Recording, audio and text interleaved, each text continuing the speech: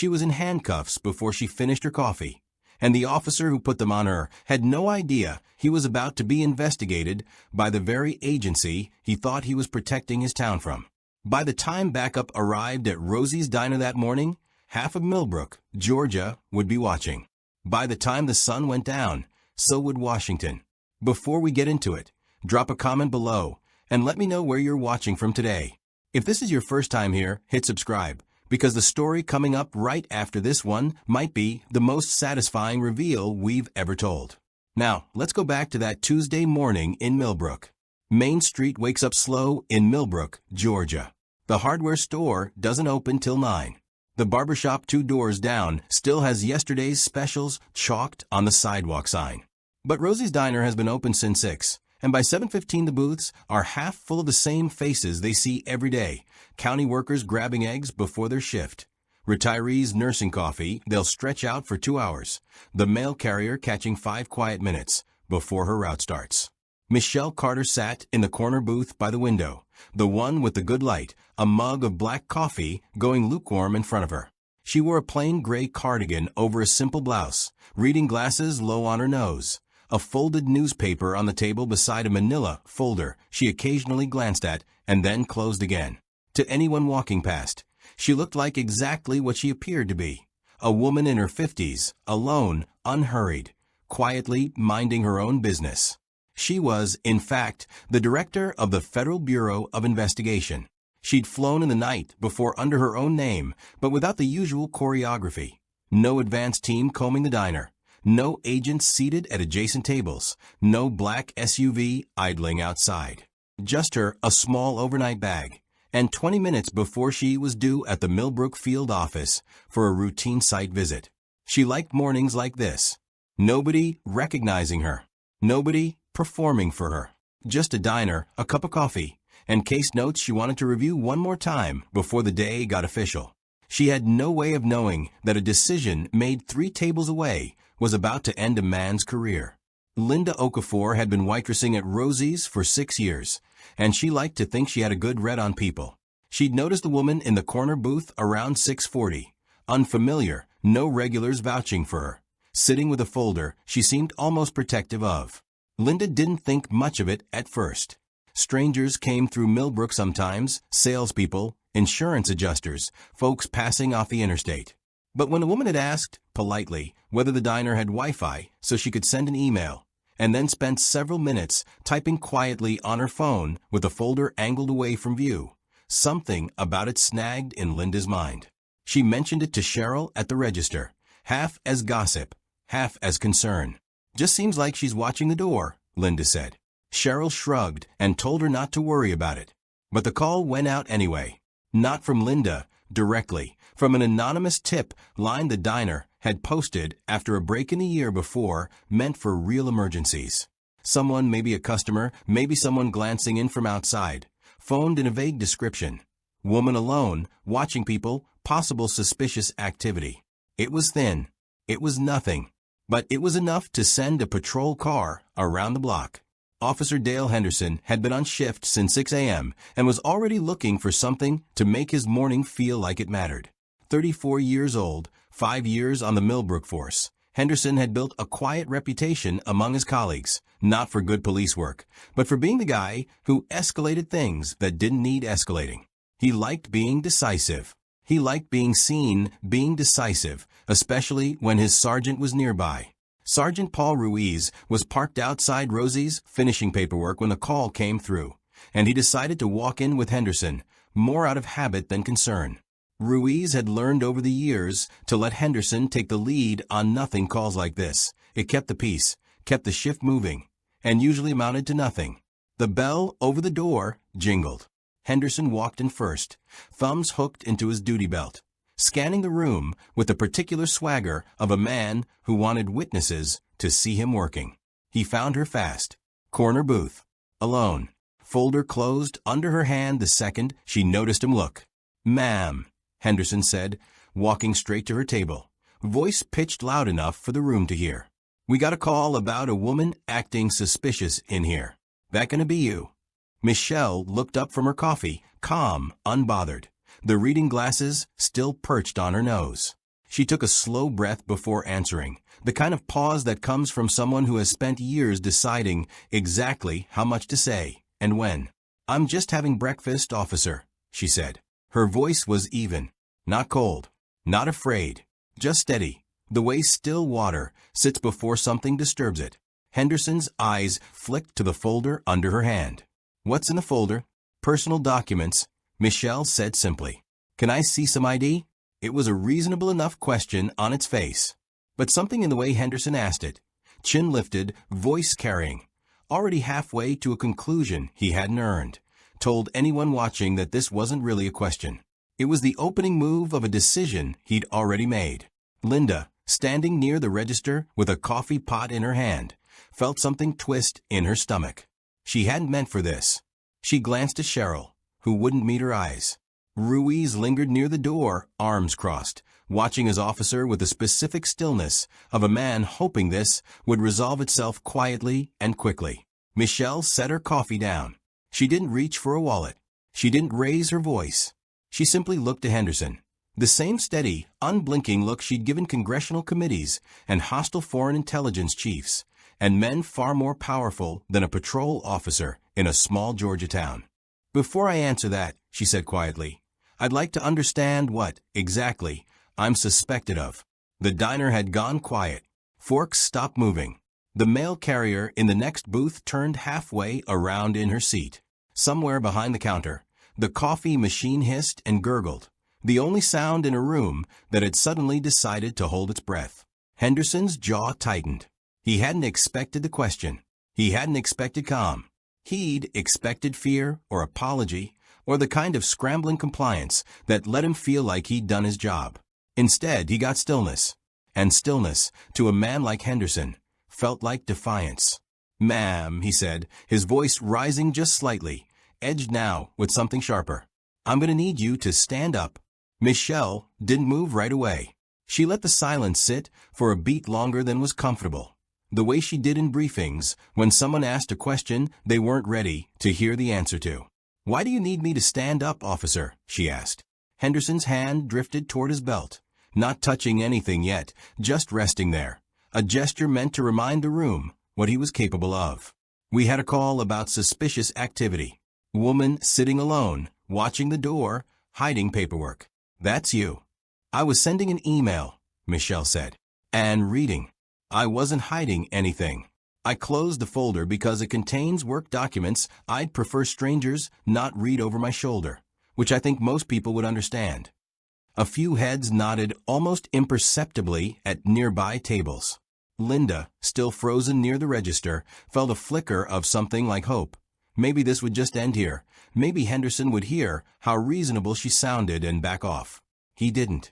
"See, that's the thing," Henderson said, loud enough now that it was clearly for the room, not just for her. "Folks don't usually get cagey about a folder unless there's something in it they don't want us seeing." He took a step closer to the booth, close enough that Michelle would have had to tilt her head back to keep eye contact if she'd been the kind of person who felt the need to. She wasn't. She simply looked up at him, unhurried. "I haven't been cagey," she said. "I've answered every question you've asked. You haven't shown me ID. You haven't told me what crime you suspect me of committing." Ruiz shifted his weight by the door. He'd seen Henderson do this before, corner someone into a place where refusing an unreasonable request started to look, on paper, like refusing a reasonable one. It usually worked on people who were scared or tired, or didn't know their rights well enough to hold the line. It had never once, in 5 years, worked on someone who simply wasn't afraid. "Look," Henderson said, and here his voice took on the practiced patience of a man who believed he was the only reasonable person in the room. "I'm not trying to make this hard. I'm trying to help you avoid making this hard on yourself. You give me an ID, we clear this up in 2 minutes, you finish your coffee, everybody's happy." "I'd like to know your name and badge number first," Michelle said calmly. "Since you're asking me to identify myself." Something in Henderson's face shifted, a small tightening around the eyes, the look of a man whose script had just been interrupted. He wasn't used to the question being turned back on him. And in a town like Millbrook, where most people knew every officer by first name anyway, he'd rarely had to answer it. "Henderson," he said, clipped. "Badge 441. Now it's your turn." "I don't have identification with me," Michelle said. It was technically true. Her credentials were federal, sealed, not meant to be flashed across a diner table over pancakes. "I'm a private citizen having breakfast. I haven't broken any laws, and I haven't given you any reason to believe I have." A woman sitting alone, watching the door, refusing to identify herself. "That's exactly the kind of thing that gives me reason," Henderson said. And now his voice had climbed again, performing certainty for an audience that was growing more uncomfortable by the second. He glanced sideways, as if checking that people were watching him handle this. Handle her. The way he wanted to be seen handling things. "You don't look like you belong here," he said. The words landed in the diner like a dropped plate. A few people actually flinched. Linda's stomach dropped straight through the floor.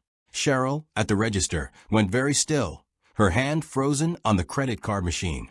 Michelle's expression didn't change. Not a flicker. But something in the quality of her stillness sharpened. The way a held breath tightens right before a held note. "Say that again," she said. Not a threat. Not raised. Just quiet enough that Henderson had to lean slightly to hear it. And in leaning, revealed that some part of him already knew he'd said something he couldn't take back. "I said you don't look like you belong in this part of town," Henderson repeated, doubling down instead of retreating, the way men like him often do when given a chance to reconsider, and choosing pride instead. "This is a nice area. Regulars come here. Nobody's ever seen you before." "I'm a visitor," Michelle said. Visitors are, generally, people nobody has seen before. That's what the word means. A low murmur went through two of the nearby tables. Not quite laughter, but something close to it, the release of tension people feel when someone finally says the obvious thing out loud. Henderson's ears reddened. "You think this is funny?" he snapped. "I think you asked me a question with an answer built into it," Michelle said. "And I think you already know that."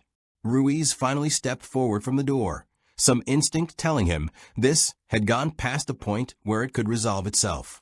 "Dale," he said low, "maybe we just—" "I got this, Sarge," Henderson cut him off, not even looking back. He turned back to Michelle, and something in his posture had changed now, less procedural, more personal. This had stopped, somewhere in the last 30 seconds, being about a vague phone tip, and started being about Henderson needing to win a confrontation he'd started and couldn't find a graceful way out of. "Ma'am, I'm asking you one more time to stand up and show me some form of identification. Or I'm going to have to assume you're refusing a lawful order." "It isn't a lawful order," Michelle said, still calm, still measured, "if you don't have reasonable suspicion of a crime. You have a vague tip, and a woman who didn't jump when you raised your voice. That isn't the same thing."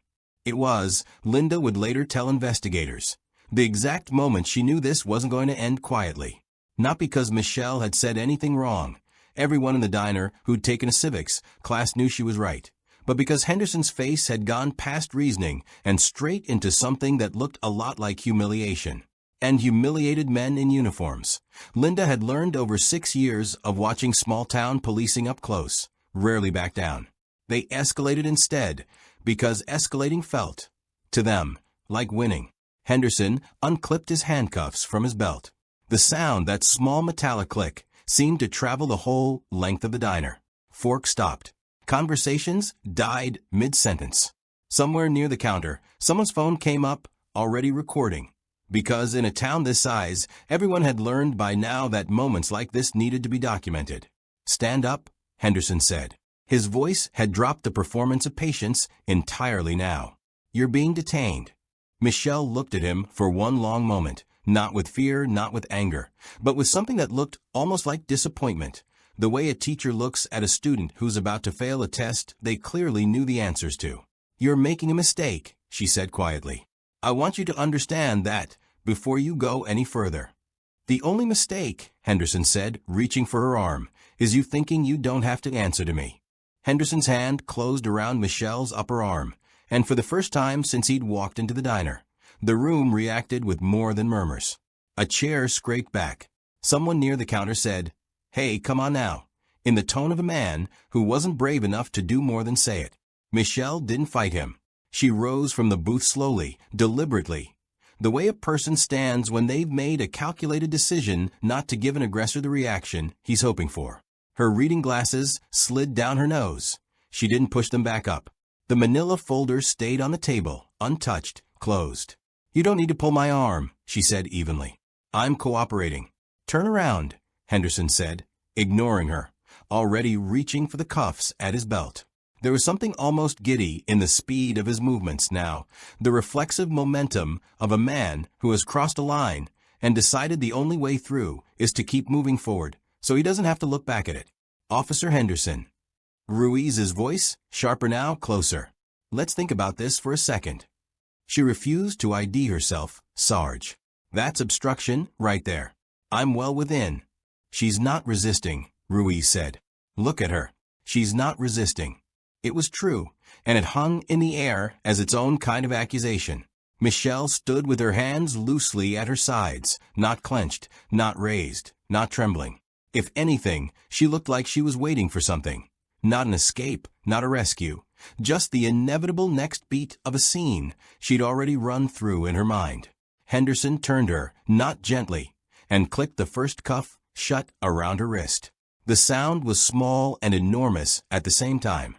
"Ma'am, you're being detained for suspicion of trespassing and obstruction of a lawful investigation," he said, loud again now, performing procedure for the room the way he'd performed suspicion 20 minutes earlier.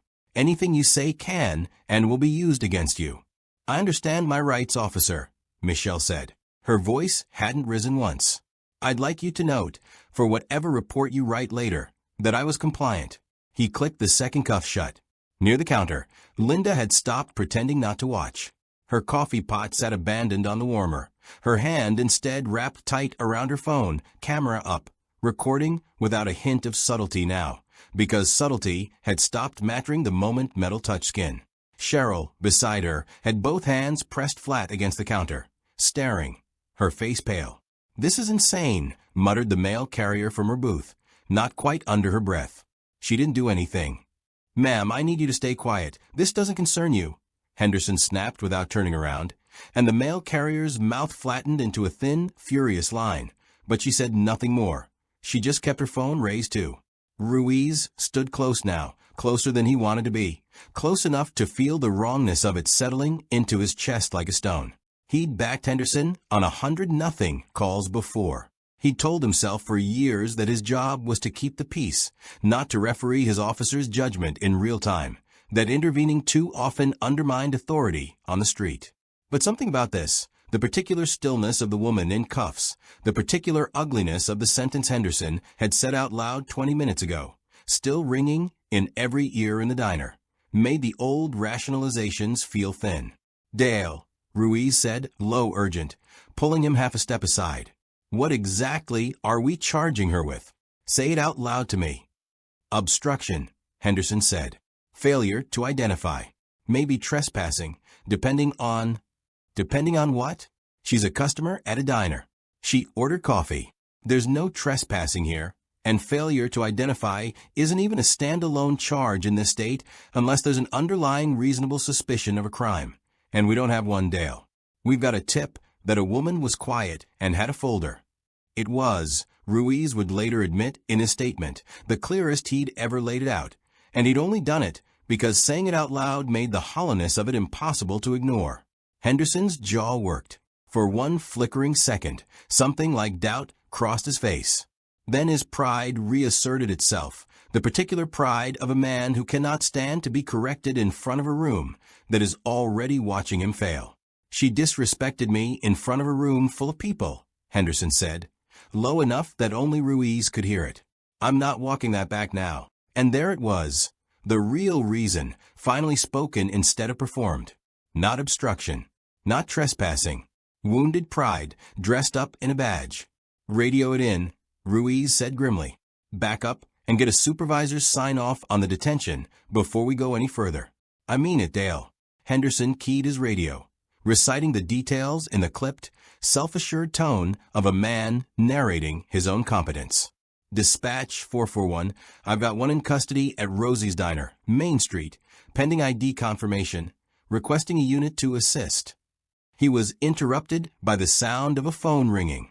Not his, not Ruiz's, hers. It came from the jacket Henderson had set on the booth seat when he'd first cuffed her. A jacket he'd already begun rifling through under the justification of securing personal items as evidence. The phone buzzed insistently against the vinyl, screen lighting up. Henderson picked it up, mostly to silence it, mostly out of the same reflexive control he'd been asserting over everything else in the last 10 minutes. He glanced at the screen before he could stop himself. His face changed. The caller ID read, Deputy Director, Secure Line. Whatever swagger had carried Henderson through the last 20 minutes seemed to drain out of him all at once, replaced by the first flicker of something that looked, unmistakably, like fear. Sarge, he said, and his voice had lost its edge entirely. Sarge, you need to look at this. Ruiz crossed to him in 2 steps, took one look at the screen, and went very, very still.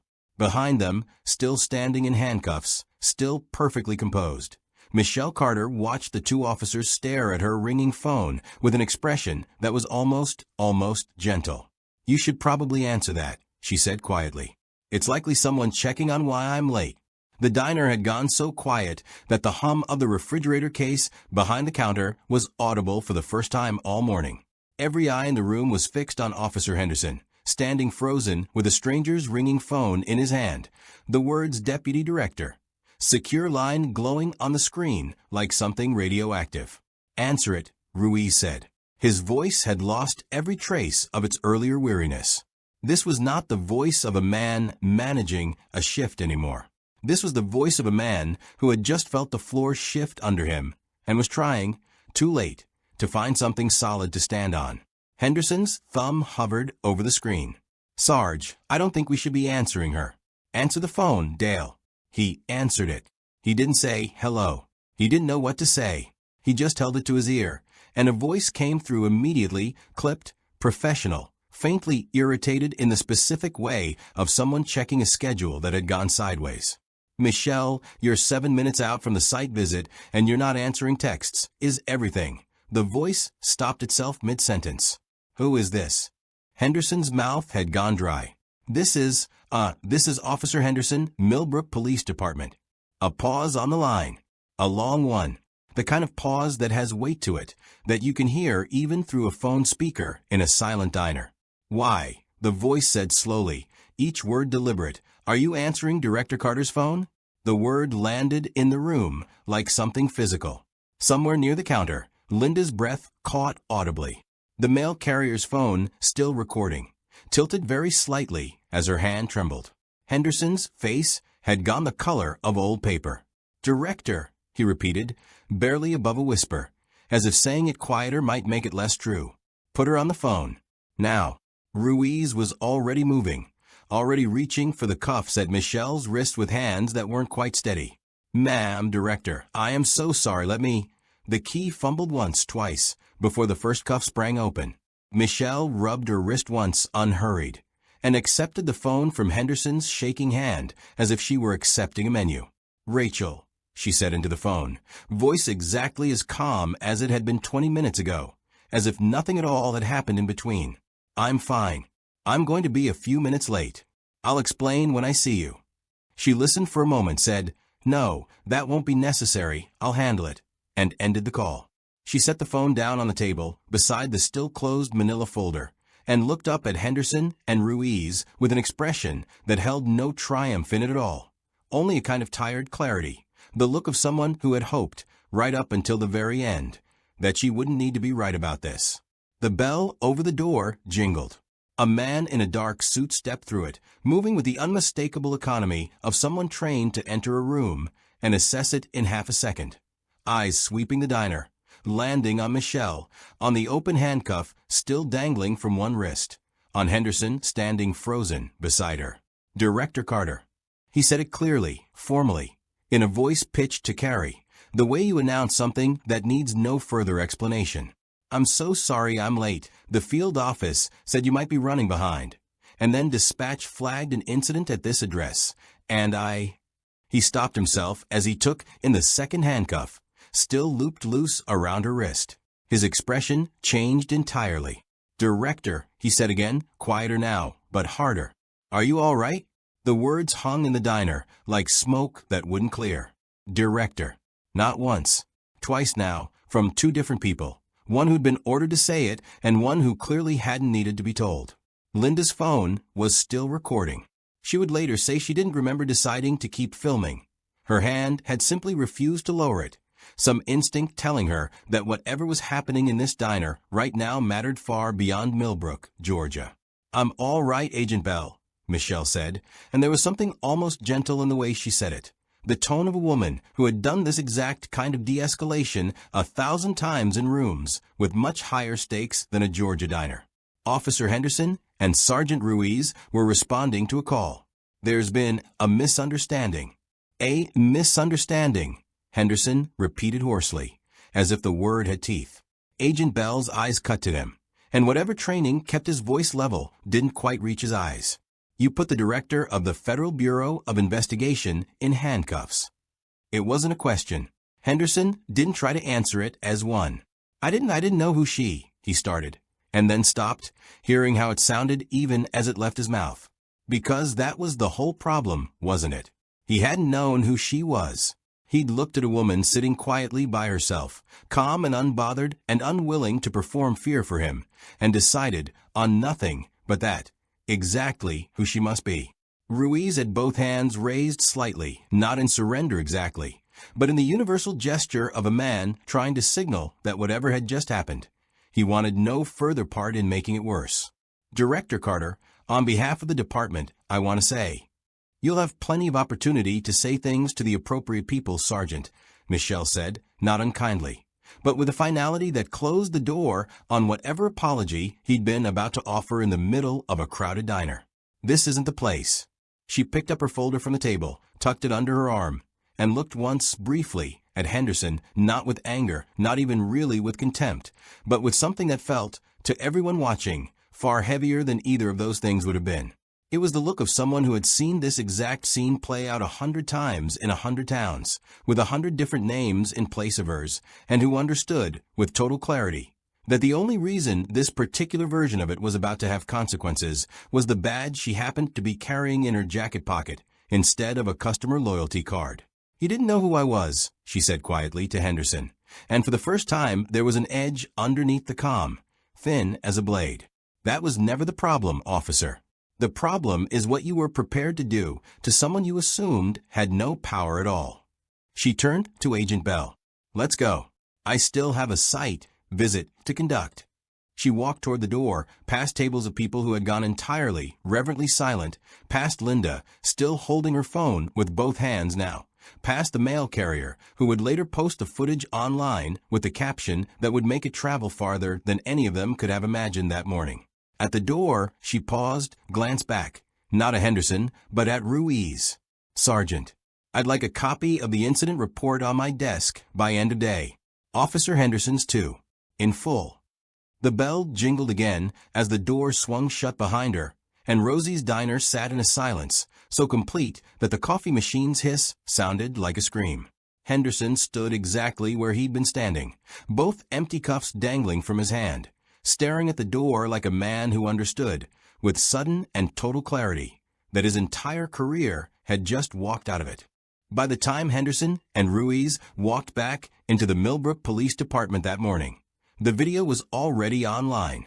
The mail carrier, whose name, as it would turn out, was Denise Prather, and who had 14 years of federal service and absolutely no patience left for watching people get mistreated in front of her, had posted the footage to her personal social media account before she'd even finished her coffee.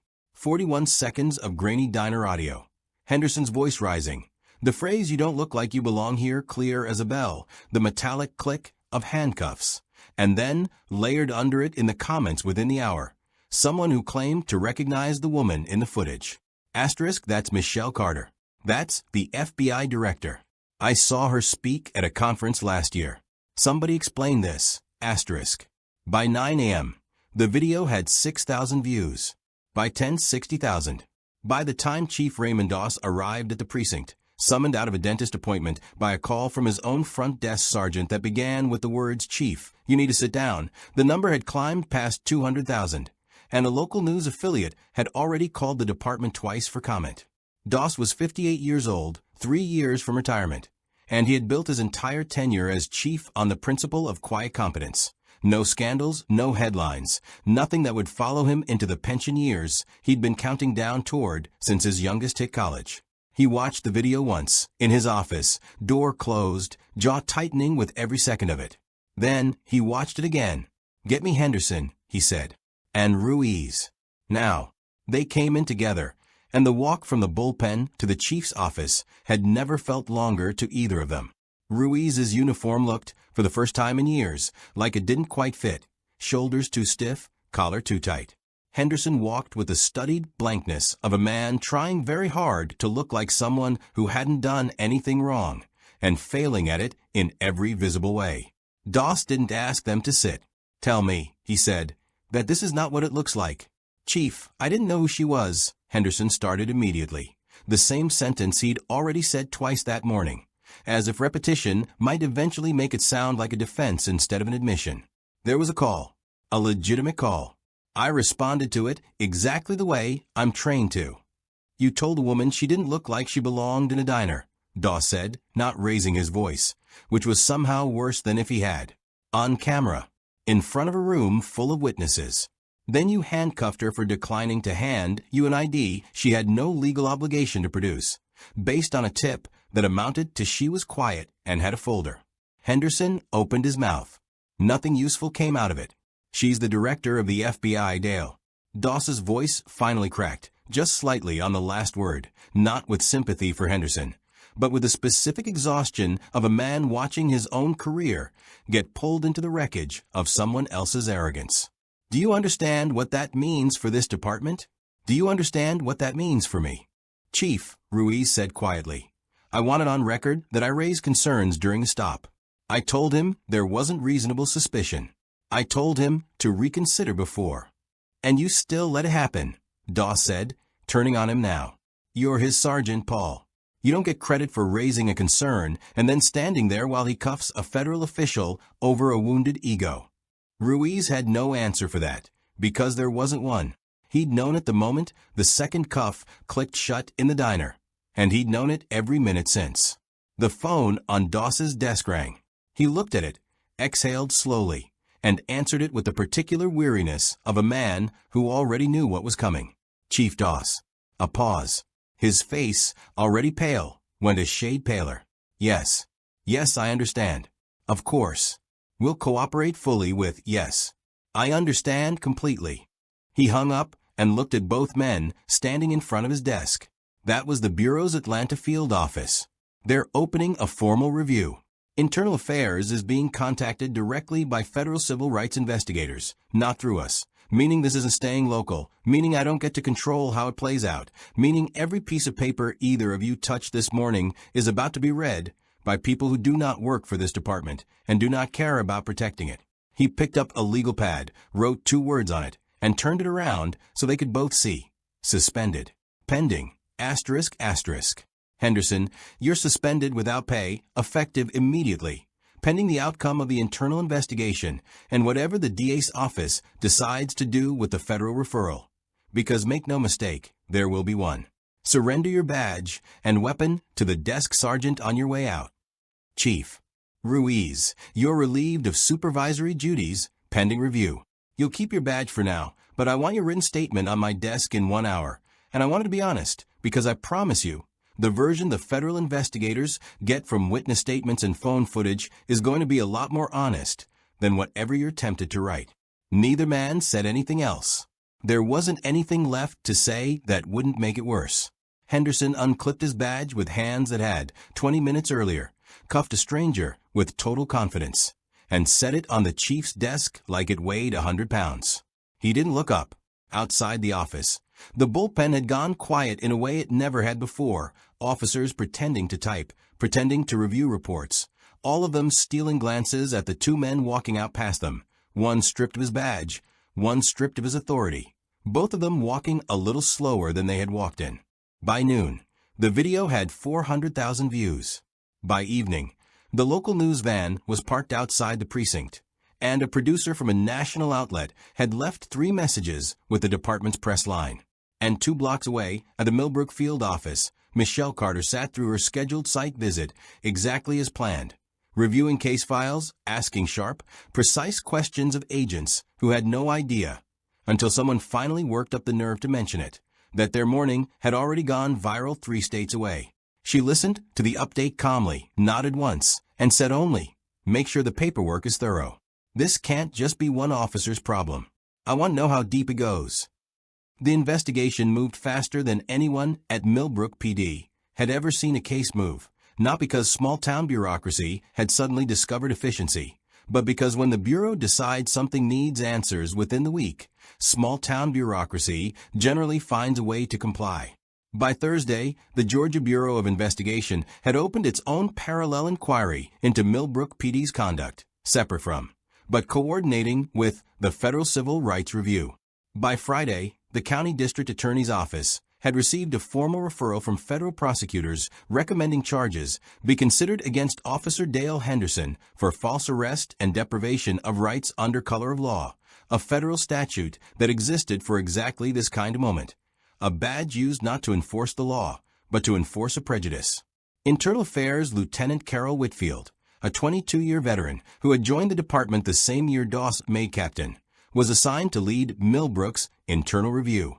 She pulled everything: Henderson's body camera footage, which had captured the entire encounter from his own chest, damning him in his own high-definition audio; Linda's 41-second video, already viewed over 2 million times; Denise Prather's full unedited 3-minute recording, which the mail carrier had, thankfully, kept running well past the moment most people would have put their phone away; and the dispatch log, showing the original call had been logged as unconfirmed, low priority by the dispatcher who took it, a detail buried at the bottom of the report that made clear Henderson had escalated a nothing call into a felony-adjacent detention entirely on his own initiative. He didn't have to go in that hard, Whitfield told Doss, laying the files across his desk on Friday afternoon. Dispatch flagged it low priority. He made the decision, walking through that door, to treat a vague tip about a quiet woman like probable cause for detention. That's not procedure. That's temperament. Doss rubbed his eyes. And Ruiz? Ruiz raised concerns verbally on his own body cam twice, Whitfield said. That's going to help him. It's not going to save him. He's the supervisor on scene. He had the authority to override Henderson and stand this stop down the second it turned into a detention without cause. And he didn't use it until it was already too late. She slid a folder across the desk. Here's where I land. Henderson, termination for cause, effective as of his suspension date. No severance, no reinstatement eligibility. That's separate from whatever the DA and federal prosecutors decide to do criminally. Ruiz, demotion, sergeant to patrol officer, plus 60 hours of mandated de-escalation and bias awareness retraining. Formal reprimand permanent in his file. And the department. Whitfield's expression didn't soften. That's the part you're not going to like. She was right. 2 weeks later, the U.S. Department of Justice's Civil Rights Division, acting on the federal referral and its own independent review of complaint patterns going back 6 years, patterns that included, buried in old files nobody had ever connected, for prior citizen complaints against Henderson specifically, none of which had resulted in more than a verbal warning, announced it was opening a pattern or practice investigation into Millbrook PD as a whole. The letter that arrived on Chief Doss's desk used language he'd read about happening to other departments, other cities, and had never once imagined seeing addressed to his own. The department has identified reasonable cause to believe that the Millbrook Police Department engages in a pattern or practice of conduct that deprives individuals of rights protected by the Constitution, including through disproportionate stops, detentions, and use of force against black residents and visitors. Doss read it 3 times before he set it down. The city attorney's office was next to feel the weight of it. Michelle Carter's formal statement, filed not out of vindictiveness, she made clear to Agent Bell, but because failing to hold the incident accountable through proper channels would make the entire visit meaningless, became the anchor document in a federal civil rights lawsuit filed against the city of Millbrook, naming Henderson individually and the department institutionally. The suit alleged false arrest, excessive use of restraint, and violation of Fourth Amendment protections against unreasonable seizure. City Attorney Marcus Reyes met with the mayor and Chief Doss in a closed-door session that ran 3 hours past its scheduled end time. What emerged from it eventually was a number, $1.2 million. The figure the city's insurance carrier and legal counsel agreed represented the realistic cost of settling rather than fighting a case with video evidence, body camera footage, a documented pattern of prior complaints, and a plaintiff who happened to be the sitting director of the Federal Bureau of Investigation. "We fight this," Reyes told the mayor bluntly. "We lose bigger, and we lose publicly for another 18 months. We settle now, we control the story. And we use some of that consent decree money to actually fix what's broken instead of paying lawyers to defend what clearly isn't defensible." The mayor, watching his approval numbers slide for the third week running as the story metastasized from a regional headline into a national one, didn't argue. Henderson, for his part, spent those weeks in a kind of stunned free fall he hadn't seen coming despite every single warning sign along the way. His termination letter arrived by certified mail on a Tuesday, informing him that his 5 years of service fell 11 months short of pension vesting eligibility under the department's retirement schedule, a detail that had never mattered to him before and now represented, in concrete financial terms, the exact cost of the 10 seconds it had taken him to decide a stranger didn't belong in a diner. The county DA's office confirmed it was proceeding with charges. The federal civil suit named him personally, meaning the department's legal defense fund, the safety net that had quietly protected officers through complaint after complaint for years, would not be covering him this time. He was, for the first time in his adult life, entirely alone with the consequences of his own conduct. Ruiz reported for his first day of mandated retraining on a Monday morning, wearing patrol stripes instead of sergeant's insignia for the first time in 6 years, and said almost nothing to anyone all day. He'd read the DOJ letter. He'd read his own body camera transcript, his own recorded voice saying there's no trespassing here, and we don't have one. Dale, and think about this for a second. Every reasonable word he'd said, all of it true, none of it enough, because he'd said it and then done nothing further to stop what happened next. 2 blocks away, the field office where Michelle had conducted her site visit that same morning received its own quiet directive from Washington. Begin drafting a formal community partnership proposal at the director's specific request, to be developed jointly with whatever remained of Millbrook's police leadership once the consent decree took effect. It wasn't punishment exactly. It was something else, the first small brick of something Michelle intended to build in the wreckage of what one officer's arrogance had exposed. 3 months after that morning at Rosie's Diner, the federal courthouse in Millbrook held a preliminary hearing related to the criminal charges against Dale Henderson, deprivation of rights under color of law, along with the county's separate charge of false arrest. Michelle Carter attended, not because her presence was required, but because she told Agent Bell she wanted to see the process through in person rather than by summary report. She sat near the back, unremarkable in a plain charcoal suit, the same quiet stillness she'd carried into the diner that morning still intact. Henderson saw her in the hallway afterward, during the recess, and something in him, desperation, maybe, or the last gasp of a man trying to salvage some version of the story where he wasn't the villain of it, pushed him to approach her. Director Carter. His voice was different than it had been in the diner, smaller. The swagger had been sanded off entirely, replaced by something brittle and uncertain. Do you have a minute? Agent Bell moved a step between them, but Michelle raised a hand, slight, unhurried. It's all right. She turned to Henderson. What is it, Mr. Henderson? Not officer. He'd noticed that too, and it landed somewhere soft in his chest. He swallowed. I wanted to say, I'm sorry. Genuinely. I've had 3 months to think about that morning, and I know what I did was wrong. I was wrong. I let a nothing call turn into something because I didn't want to look like I'd back down in front of people. That's on me. Not you. Not the tip. Me. Michelle studied him for a long moment, and there was no cruelty in her expression, no satisfaction either. Just the same measured attention she gave everything.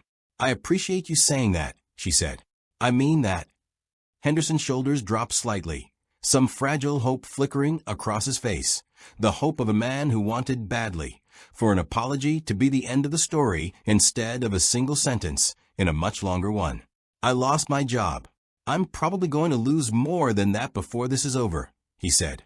I know I can't undo it, but I keep thinking, if I just asked one more question, if I just slowed down for 10 seconds, none of this happens. I think about that every single day now. I believe you, Michelle said. I believe the version of you standing here right now understands exactly what went wrong. I don't doubt that. Then, Henderson started, something almost pleading creeping into his voice. But I want you to understand something, and I want you to really hear it, because I don't think you have yet, Michelle continued. And her voice hadn't sharpened, hadn't risen, but there was a new weight underneath it now. This isn't about one morning. It's not about one bad 10 seconds where you let your pride get ahead of your judgment. There were 4 complaints against you before mine for other people who said some version of what I could have said, and nothing happened to you after any of them. The system around you made it easy to be careless, because it never once made you pay for it. I'm not the first person you treated that way. I'm just the first one it cost you anything to treat that way. Henderson's face went through several things at once: shame, and something that looked almost like the beginning of understanding, arriving 3 months too late to change anything. I understand you're sorry, Michelle said, gently but without softening the point. And I believe that sorry is real in this moment, standing here. But an apology after the consequences have already landed isn't the same as the restraint you should have shown before there were any. I'm not going to tell you it's forgiven, because that's not mine to give you, not really. The people you should be asking that from are the 4 people before me who never got an apology at all. What I can tell you is that I heard you. That's all I can offer today. So that's it, Henderson asked, and there was no anger in it, just a kind of hollow exhaustion. There's nothing I can do to make this right? There might be someday, Michelle said, but it won't be found in a hallway outside a courtroom, 3 months later, hoping I'll say something that makes you feel better about what happened. It'll be found in what you do with the rest of your life, assuming you're serious about the person you say you want to be now. That's not something I can hand you. That's something you'll have to build slowly, in front of people who have every reason not to trust you yet. She paused, and for the first time, something almost like sympathy crossed her expression. Not forgiveness, but the recognition of a man standing at the very beginning of a long road he'd have to walk without any guarantee of where it led. I hope you do build it, she said. I mean that too. But hope isn't the same as absolution, Mr. Henderson. You don't get to have both for me today. She turned, Agent Bell falling into step beside her, and walked back toward the courtroom doors, leaving Henderson standing alone in the hallway with an apology that had been heard, acknowledged, and deliberately, precisely, left unresolved. He stood there a long moment after she'd gone, turning her words over, and understood, perhaps for the first time with real clarity, that the consequences he was facing weren't a punishment being inflicted on him from outside. They were simply the weight of a pattern finally catching up to him, a pattern that had started long before that Tuesday morning, and that no single hallway conversation, however sincere, was going to unwind. 8 months after that morning, Rosie's Diner looked almost exactly the same. Same cracked vinyl booths, same chalkboard specials, same bell over the door. But almost everything around it had changed. The federal consent decree between the Department of Justice and the city of Millbrook had been finalized in the spring, requiring the police department to overhaul its use of force policies, implement mandatory bias awareness and de-escalation training for every officer, install an independent civilian oversight board with real subpoena power, and submit to quarterly compliance audits for the next 5 years. Chief Doss, facing a department under federal supervision and a city council that had lost patience with the headlines, announced his early retirement 2 months into the process, not fired outright, but pushed hard enough by public pressure and his own exhaustion that the distinction barely mattered. His replacement, Chief Angela Torres, came from outside the department, recruited specifically at the recommendation of the DOJ monitors overseeing compliance, for her experience rebuilding trust in 2 other mid-sized departments that had gone through similar reckonings. She was blunt in her first town hall, telling a packed community center that she hadn't come to defend what happened at Rosie's Diner, only to make sure it became the last time it happened in Millbrook. What surprised people, what surprised Torres herself, if she was honest about it, was the phone call she received in her second week on the job. Michelle Carter, calling not through any official bureau channel, but personally, offering something Torres hadn't expected. Not oversight, not another audit, but partnership. The Bureau's regional office, at the director's direct request, would help fund and co-develop a community policing initiative specific to Millbrook, one built around actual relationships between officers and residents rather than checkbox training modules nobody took seriously. It became known informally at first and then officially as the Main Street Partnership, pairing patrol officers with local residents and business owners for regular, unscripted community walkthroughs, not enforcement, just conversation. Rosie's Diner, somewhat inevitably, became one of its first regular stops. Linda Okafor had left waitressing behind by then. In the months after the video went viral, she'd found herself fielding calls from local advocacy groups, then from the DOJ monitors themselves, wanting her account of what she'd witnessed, and, more importantly, what she thought could actually change. Something about being asked, really asked, by people with the authority to act on the answer, had shifted something in her. She enrolled in the department's new community liaison training program that fall, and by winter, she'd been hired into the role full-time. A bridge between residents and officers, paid by the city, reporting directly to Chief Torres.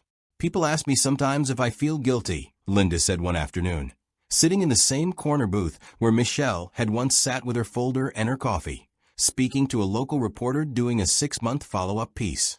I was the one who mentioned her to Cheryl. I didn't call it in myself, but I started the thing that ended with her in handcuffs. I've had to sit with that.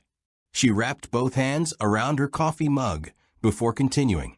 But I think the guilt is useless if it doesn't turn into something. So I asked myself what I actually saw that day, and it wasn't just Officer Henderson being cruel. It was everyone else in this diner, including me, watching it happen and not knowing what to do about it. That's the thing this new program actually fixes. It's not just about training the officers. It's about making sure the rest of us know how to say something before it gets to handcuffs, not after. She gestured toward the window, where an officer in a Main Street Partnership vest was crossing the street, stopping to talk with the hardware store owner who was sweeping his front step. 6 months ago, I wouldn't have believed you if you told me that would ever look normal here, Linda said. It looks normal now. That's not nothing. The reporter asked her the obvious question. Had it actually worked, or was it just good optics, good timing, a department performing reform because it had been caught rather than because it wanted to change? Linda considered it seriously before answering. I've watched Officer Ruiz, officer, not sergeant, he still hasn't gotten that back, and I don't think he's asked to go through the retraining right alongside newer officers. I've watched him actually listen in those sessions instead of just sitting through them. That's not nothing either. I'm not going to tell you Millbrook fixed everything in 8 months. But I've watched what actual accountability does when it isn't just words. It's slower than people want, but it's real. 2 blocks away at the Millbrook field office, a smaller, quieter change had also taken root, a semi-annual training exchange between local officers and bureau agents, focused not on federal jurisdiction or procedure, but on something Michelle had insisted on personally. How implicit bias-shaped split-second judgment calls, taught by agents who had, in their own careers, made mistakes worth learning from. Michelle herself hadn't returned to Millbrook since the courthouse hallway conversation with Henderson. She followed the compliance reports the way she followed most things, carefully, without fanfare, declining every request for a follow-up interview or a photo op tied to the Main Street Partnership's launch. This was never supposed to be about me, she told her deputy director once, reviewing the quarterly numbers from the field office. If it becomes about me, it stops being about the 4 people before me who never got their moment in a diner. The story of what happened at Rosie's Diner did something that stories like it don't always manage to do. It traveled beyond its own borders and actually changed something somewhere else. 14 months after that Tuesday morning, Special Agent Marcus Webb sat in a conference room at the Bureau's Charlotte field office, 3 states away from Millbrook, reviewing a case file that had nothing directly to do with Michelle Carter, Dale Henderson, or Georgia at all. Webb had been with the Bureau for 9 years, most of them spent in a version of the job that rarely intersected with local police departments except through formal channels, task forces, joint operations, the occasional evidence request. But something had shifted in the culture of the regional offices over the past year, and Webb had felt it firsthand. The training modules that had once been dry, checkbox exercises on implicit bias, the kind agents clicked through during mandatory continuing education without absorbing a word of it, had been quietly overhauled, using case studies developed in the aftermath of Millbrook. Real footage, real consequences, real officers whose names and faces made the abstraction impossible to ignore.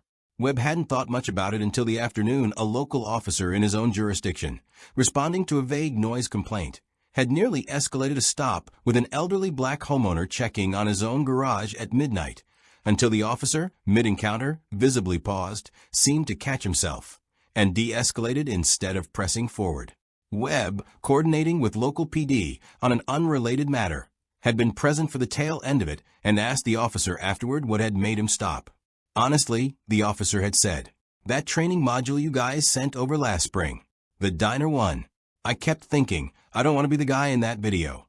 It wasn't Millbrook, it wasn't Henderson, and it wasn't Michelle Carter standing in a courtroom hallway explaining the difference between an apology and absolution. It was just one officer, in a different state, choosing differently in a moment that could have gone the other way, because a training module built from someone else's worst morning had reached him at exactly the right time. Webb mentioned it, almost as an aside, in his quarterly report, a single line buried in a section about training effectiveness. It found its way eventually, through channels neither Webb nor the officer would ever fully trace, to a policy analyst's desk in Washington, where it became one small data point in a much larger review the Bureau was quietly conducting. Whether case study-based training, built from real incidents with real consequences attached, actually changed outcomes in ways that generic bias awareness seminars never had. The early data, gathered across a dozen participating field offices over that first year, suggested it did, modestly, but measurably. Complaint rates in departments that had adopted the Millbrook-style training modules showed a small but consistent decline in stops escalating unnecessarily to detention or use of force. It wasn't a revolution. Nobody involved in it would have claimed it was. But it was real, and it was spreading, one field office at a time, one officer at a time, in places that had never heard the name Rosie's Diner and never would. Back in Millbrook, at a Main Street Partnership event marking the one-year anniversary of the consent decree, Chief Torres stood in front of a modest crowd of officers and residents, gathered on the sidewalk outside the diner itself. She hadn't planned to speak long, but a resident in the crowd, an older man who'd been coming to Rosie's for 30 years, raised his hand and asked her, plainly, whether she thought anything had really changed or whether Millbrook had just gotten better at looking like it had. Torres considered the question seriously before answering. "A year ago, we had 4 prior complaints against one officer that went nowhere, and a 5th that happened to involve someone with enough power that it couldn't be buried," she said. "Today, every complaint gets logged, reviewed by a civilian board with actual authority, and tracked against officer history, so a pattern like Henderson's gets caught the first time, not the 5th. That's not the same as saying Millbrook is perfect. It's saying we build a system where a mistake like that one is far less likely to compound in silence for years before anyone with power notices it." She paused, glancing toward the diner's window, where Linda could be seen inside, talking animatedly with a new officer over coffee. "I can't promise you nothing bad will ever happen here again," Torres said. "I can promise you it won't happen to 4 different people before anyone does anything about it." It wasn't a triumphant answer. It wasn't meant to be, but it was honest. And in a town that had spent the last year learning the difference between performed reform and the slow, unglamorous work of actual accountability, honest was what people had come to trust. 2 years to the day after Officer Dale Henderson clicked a pair of handcuffs shut around Michelle Carter's wrists in front of a diner full of witnesses, a young woman named Aaliyah Thompson sat in the corner booth at Rosie's Diner. The same booth by the window with the good morning light, a laptop open in front of her instead of a manila folder, a cup of coffee going lukewarm, exactly the way Michelle's had 2 years before. Aaliyah was 26, a graduate student passing through Millbrook on her way to visit family 2 towns over, and she had no idea that the booth she'd chosen at random carried any history at all. She was simply tired from the drive, grateful for the Wi-Fi password Cheryl had written on a napkin without being asked, and absorbed enough in her thesis draft that she didn't notice, at first, the particular quality of the quiet that had settled over the diner around her. It wasn't the tense, watchful quiet of that Tuesday morning 2 years earlier. It was something gentler. The ordinary hum of a diner going about its business, forks against plates, the radio playing low behind the counter, an officer in a Main Street partnership vest leaning against the doorway, chatting with Cheryl about her granddaughter's softball season instead of scanning the room for something to correct. Officer Paul Ruiz, no longer a sergeant, a rank he'd never asked to have restored, though people had noticed he'd stopped needing the title to command respect in a room, walked past Aaliyah's booth on his regular Tuesday morning check-in with Linda, who still worked out of a small office at the precinct now, but made a point of stopping by the diner most mornings anyway, out of habit as much as anything. He glanced at the young woman in the corner booth, laptop open, coffee cooling, entirely unbothered by the world around her.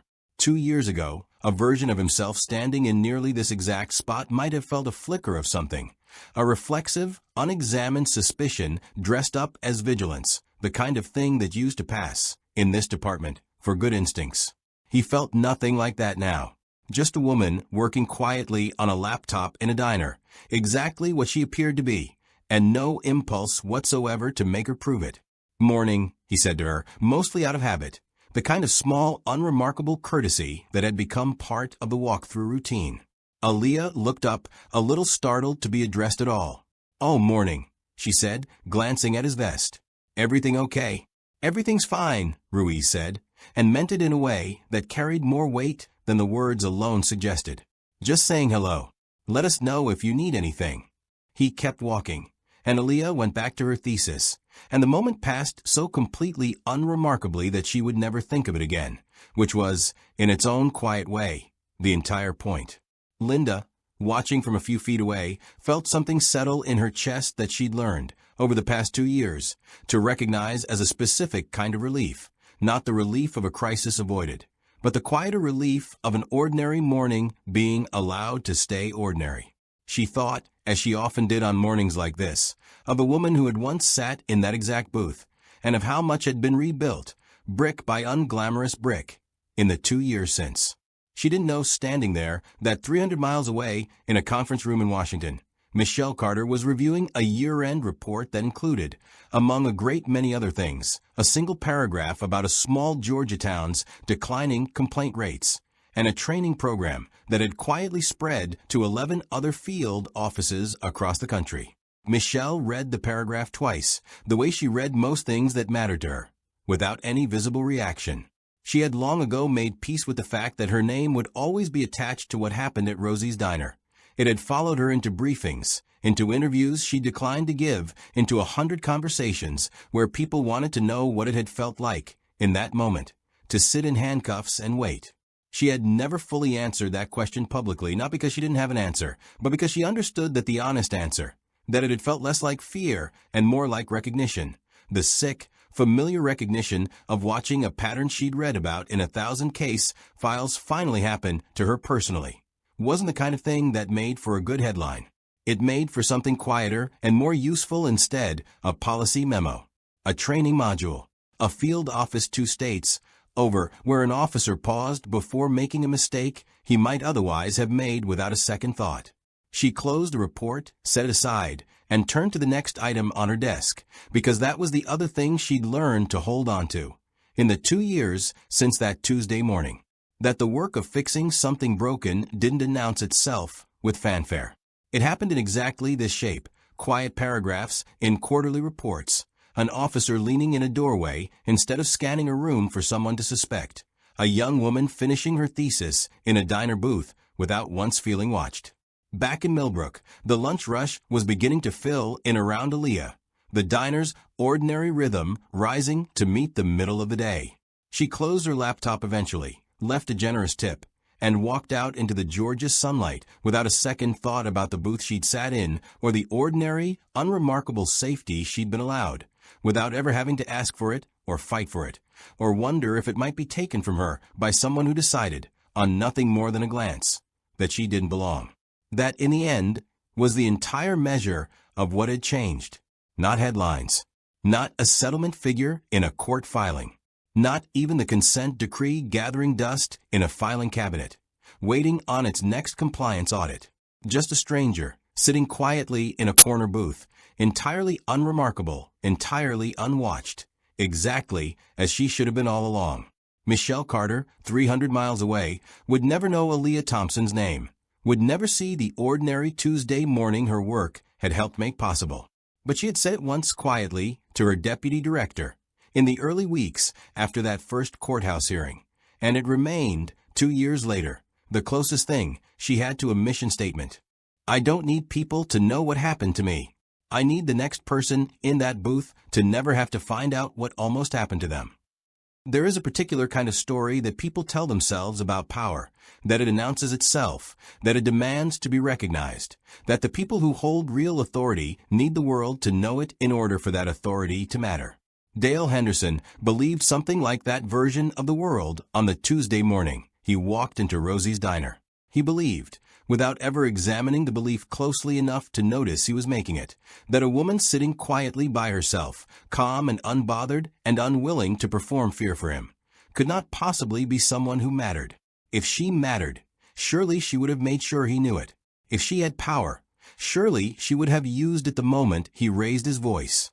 That belief, small, unexamined, entirely ordinary in the way that the most damaging kinds of prejudice usually are, is the actual subject of the story. Not the handcuffs, not the viral video, or the federal lawsuit, or the consent decree that would reshape an entire police department over the following 2 years.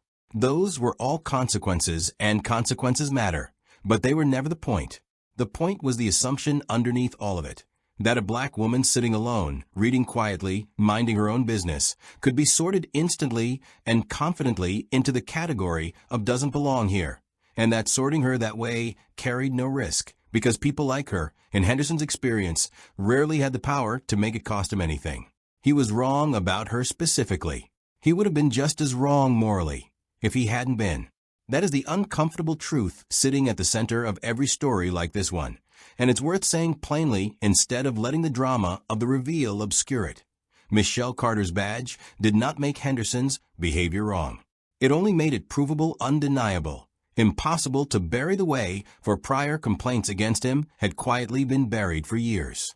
The 4 people before her, ordinary residents with no federal title, no deputy director calling to check on their whereabouts, no field agent walking through the door at exactly the right moment to say a name that changed everything, had experienced some version of the same assumption, the same swagger, the same refusal to slow down and ask a real question before reaching for the cuffs.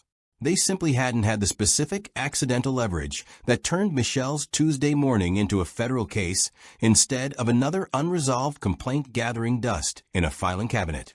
This is why the story doesn't end and shouldn't end at the moment of the reveal, at the ringing phone, the field agent's voice saying director in a hushed diner, the satisfying collapse of Henderson's bravado into stammering fear.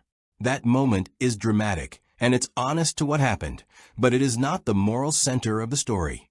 The moral center is everything that came after. The slow, unglamorous work of turning one person's undeniable proof into a system that no longer required proof that undeniable in order to act. A consent decree that didn't just punish one officer, but rebuilt the mechanism by which complaints got tracked. So the next Henderson would be caught on the first pattern instead of the 5th. A community liaison program built by someone who had, herself, made the anonymous call that started the whole chain of events, and who chose to spend the following 2 years turning her own complicated guilt into something genuinely useful, instead of either denying it or drowning in it.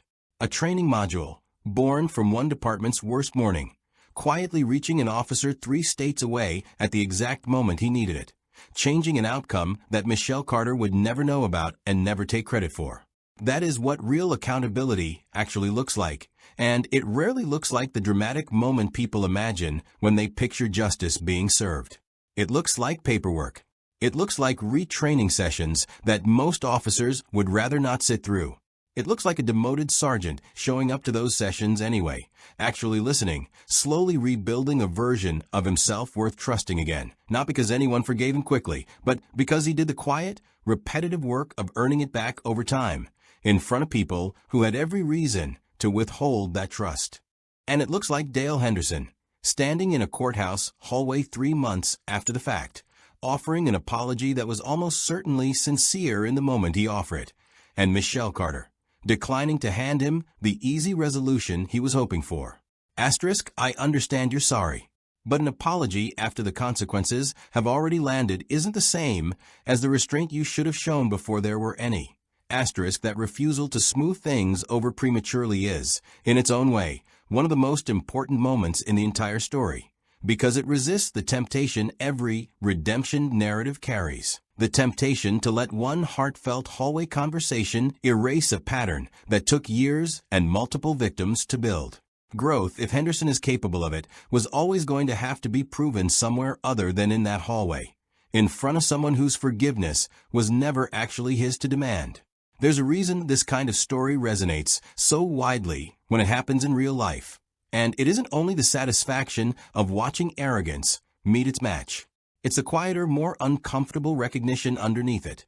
The awareness that the only reason this particular abuse of power got corrected was an accident of circumstance, a phone call that happened to ring at exactly the right moment, a stranger who happened to be someone with the institutional weight to make the system respond. Most people who experience exactly what Michelle Carter experienced that Tuesday morning don't have a deputy director on the other end of a ringing phone. Most of them absorb the humiliation, the fear, the injustice of it, and have no leverage at all to turn that morning into anything but one more unresolved memory. The story asks, even if it doesn't say it outright, what would it take for every person in that position, not just the ones who happen to carry federal authority in their jacket pocket, to be met with the same restraint, the same benefit of the doubt, the same basic assumption of belonging, before anything goes wrong at all? That is the real ripple effect the story traces across its final sections, not the settlement figure, not the consent decree, not even the training modules quietly reshaping departments 3 states away. It's the ordinary, unremarkable safety of a stranger named Aaliyah Thompson, sitting in that same corner booth 2 years later, finishing her thesis without once feeling watched, without ever having to prove she belonged there, without a single officer walking through that door with a decision about her already made. She will never know what almost happened in that booth before she ever sat in it.